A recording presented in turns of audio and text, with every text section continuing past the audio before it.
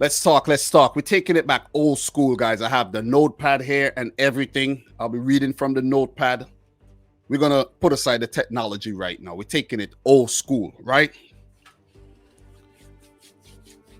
Group A. It's tense. It's getting really tense. Ecuador versus Senegal at the Khalifa International Stadium, November 29th. This is a massive game where winner takes all. Ecuador, could they afford to lose? They would need some help from Qatar. We're going to get into that. In terms of the results so far for both teams, let's start with Ecuador. A 2-0 win, convincing 2-0 win against Qatar on opening day, and an impressive 1-1 draw against the Dutch. As for Senegal, they were good against the Netherlands, but lapse in concentration, they lost 2-0. And then they bounced back to defeat the hosts, Qatar, 3-1.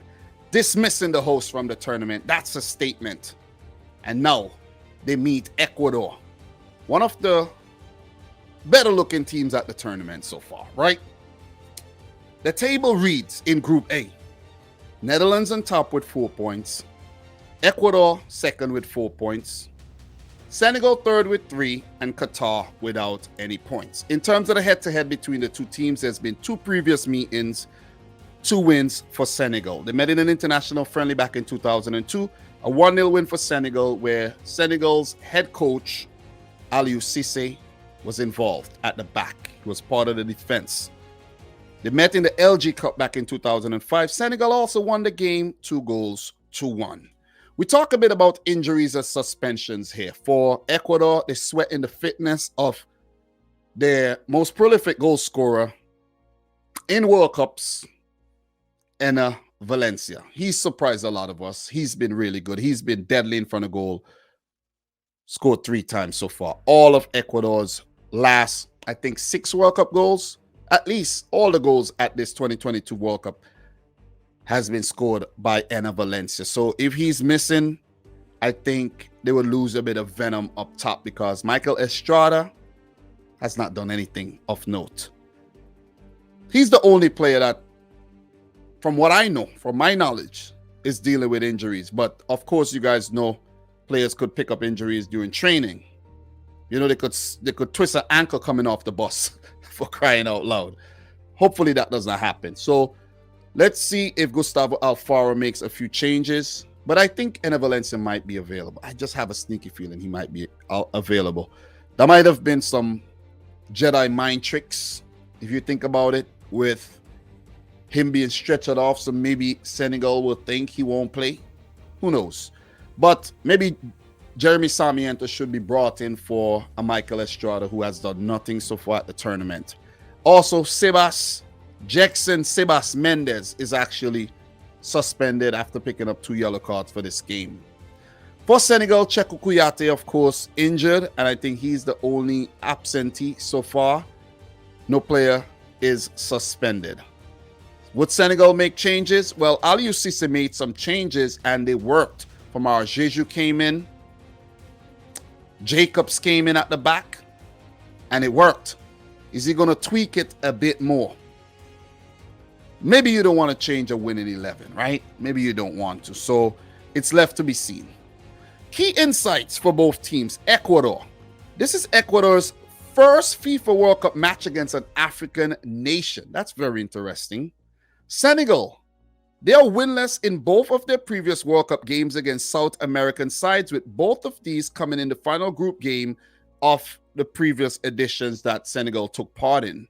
The 2002 event where they drew 3-3 with Uruguay, and last time around a 1-0 loss to Colombia 2018. What the teams need to advance. Are you guys with me? For Ecuador, they need to avoid defeat. If they do lose, they'll need Qatar to beat the Netherlands by a bigger margin to actually, with 4 points, get into the round of 16. Because right now, the Netherlands, they're ahead of them. They have a better goal difference. And they would need, if they do lose, they would need Qatar to also do them a favor. But realistically, Ecuador just needs to draw this game. They would keep Senegal at bay. And of course, Qatar won't be able to catch them. So avoid defeat. Is it easy as that?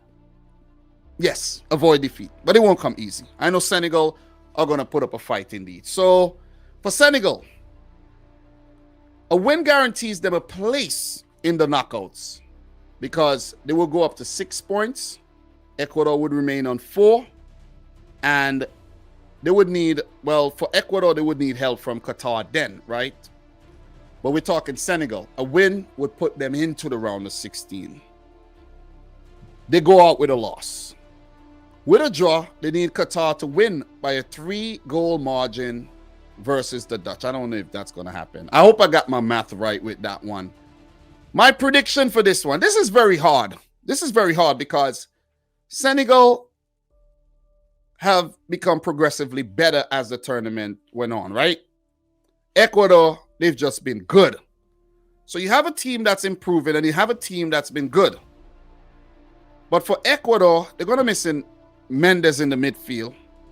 They're sweating the fitness of Enner Valencia. If those players are not featuring, it's going to be difficult for Ecuador. It's going to test their bench. Senegal are looking good. But do they have enough to break down this Ecuadorian defense that has been very, very good over the last 6-7 games? They haven't been conceding a lot of goals. I think they've conceded once in the last maybe 6-7 games or so, if I'm not mistaken. So that's pretty good. But Senegal showed their potency in the last game against Qatar with Famara Jeju and Boulaye Dia getting on the score sheet along with Bamba Dieng. So they have their forwards in high spirits and their confidence up. Ismail Assar and Crepon Diatta could also be danger men along with Idrissa Gueye in the midfield. These guys could be very dangerous. Also with the big men coming up from the back. So Senegal pose a big threat here to Ecuador. But it's hard to write Ecuador off because they've looked so good at the World Cup thus far. I for sure thought that the Dutch would beat them. Man, they outplayed the Netherlands, in my opinion. They outplayed them. Could have won that game. They outplayed Qatar on opening day. And I think they have enough defensive stability with Moises Caicedo, lucky to avoid suspension, Preciado, Hinsa Pie. Shout-outs to Pervis Estupinian. He's been massive. Galindez hardly tested, but maybe he'll be tested in this game. Who's going to prevail, the African team or the South American outfit? It depends on who wants it most. Both teams want it quite a lot. I could see this game ending in a 1-1 draw. And with that being, said, Ecuador to advance 5 points, Senegal to miss out. It's going to take a miracle for Qatar to beat the Netherlands. I'm going to do a preview for that still. So make sure you go check out that video. But in my humble opinion, I'm predicting a draw. I'm favoring Ecuador to advance. It would be harsh if they don't, having played so well. It would be harsh for Senegal too, but we would understand that they're missing Sadio Mane. And they would have done a lot better if he was here at the World Cup. But if Enner Valencia doesn't feature, I could still see the Ecuadorian team grinding out a draw. Because Ecuador's defense, much more resolute than Qatar, who were wide open and made mistakes in that game. So, guys, there you go. My preview / prediction of the final Group A match between Ecuador and Senegal. That's a final group match for them.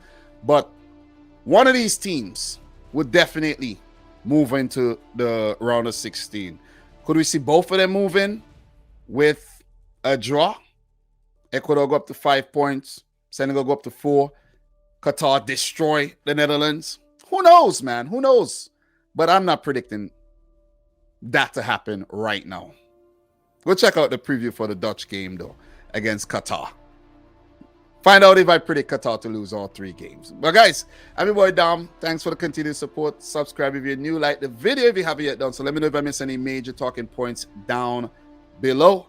And until next time, peace out. Rich Squad. Peace.